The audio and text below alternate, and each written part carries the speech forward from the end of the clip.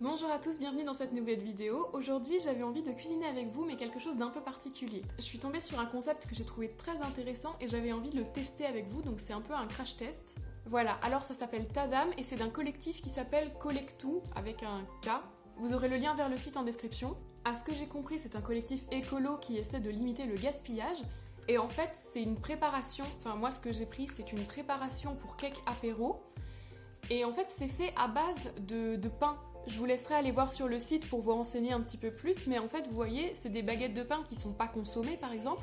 Ils les récupèrent, ils les réduisent en poudre et ils en font une préparation. Alors, notamment, hein, ça c'est un cake, mais je sais qu'ils font aussi une pâte pour muffins, une pâte pour cookies.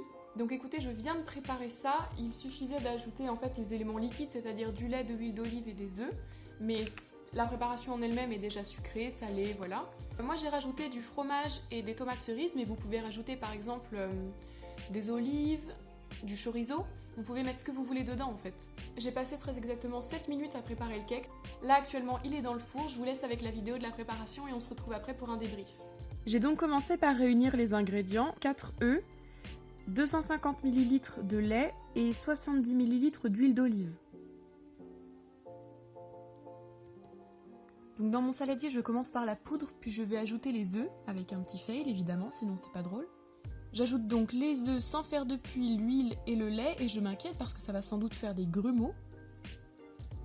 Mais à force de battre, je me rends compte que ça reste plutôt homogène, donc c'est pas mal du tout. Je finis d'ajouter le lait, puis je verse le tout dans un moule. Ça m'aura vraiment pris 5 minutes.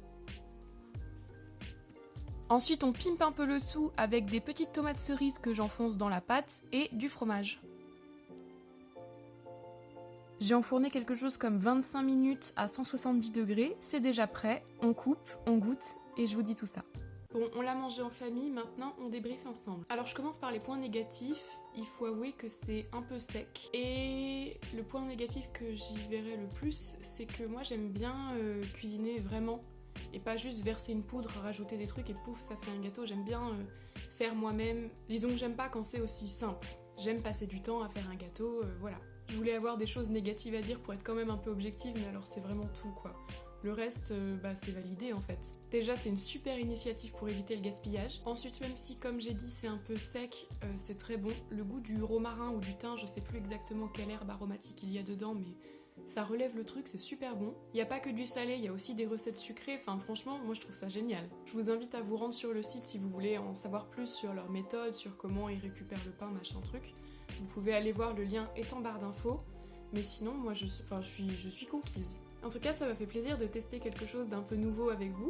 N'hésitez pas à me dire si ça vous a plu ou pas. En tout cas, on se retrouve dans une prochaine vidéo. D'ici là, n'hésitez pas à regarder les anciennes, vous abonner, liker, partager, commenter. C'est du soutien et ça fait toujours plaisir. Prenez soin de vous et à la prochaine.